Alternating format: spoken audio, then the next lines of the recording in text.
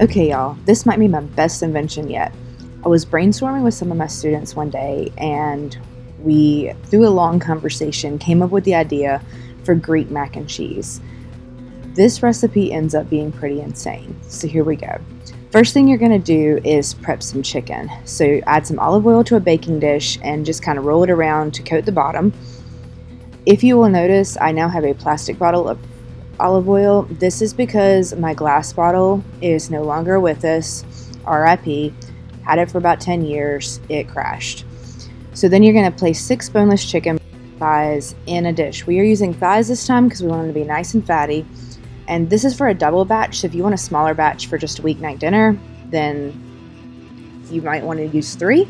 But for a larger amount, we make a larger amount for freezing so that we can have it over the next couple weekends and just put it into meal prep containers and freeze it. We're doing 6 thighs. You want to season that well with Greek seasoning and lemon pepper or lemon juice. Flip it over, drizzle that with some more olive oil, and then season the other side. And I'm using forks so that I don't have to mess up my hands. So then we are going to bake this at 350 for 20 to 30 minutes until the internal temperature reaches 165. This is a process that I use for prepping pretty much any of the chicken for the recipes that I use. It's easy, you don't have to think about it, and it's pretty much zero prep.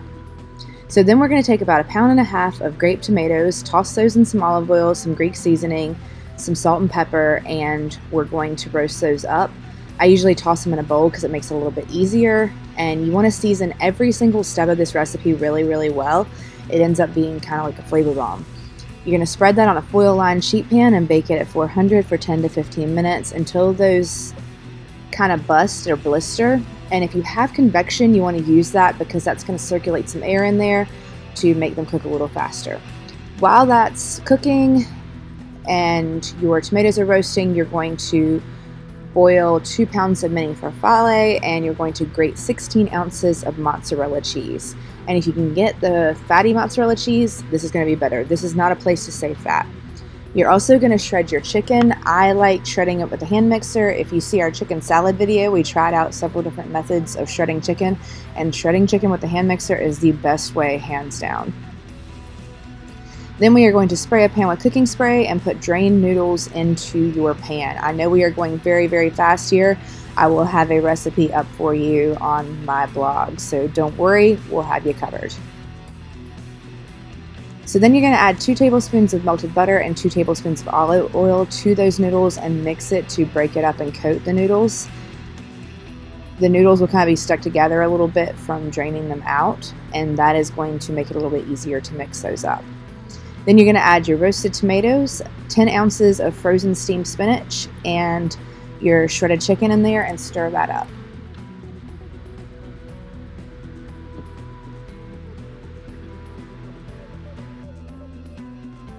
We are also going to add some salt, pepper, and Greek seasoning to this mixture just to make sure that it's got some seasoning throughout those noodles because the noodles are bland.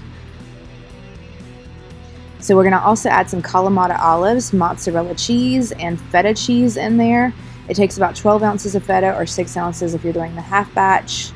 Half cup of Kalamata olives and stir. All of these amounts are kind of approximate, so you can use however much you have. This is going to get messy. I made a complete mess in my kitchen, and it is okay. But like I said, if you make a large amount, this freezes really well, and you can take individual servings and put them in meal prep containers and just label them and then eat them over the next few weekends and have some meal prep for later on. So then we're going to whisk together 6 eggs and a cup of Greek yogurt. When I put these recipes up, I'll do the half recipe size and the large recipe size so that you'll know the calculations. And I usually whisk together your eggs and Greek yogurt first before I add the milk in. And we are going to add some salt and pepper in there as well. And then add 2 cups of milk in there and whisk that up. This is going to be the binder for the mac and cheese. Then you're going to pour that mixture over top of the noodles and try to make sure that it gets over all the corners and into all of the sections. If it is looking a little dry at this stage, you can make some more of that mixture and pour it in there. It's kind of up to you. And that's kind of like whether or not you want a dry mac and cheese or like a little bit of a wetter mac and cheese. Then you're going to add 2 tablespoons of melted butter and 2 tablespoons of olive oil to a cup of panko breadcrumbs and mix that up. And then you're going to sprinkle that over the top evenly to make your crunchy topping.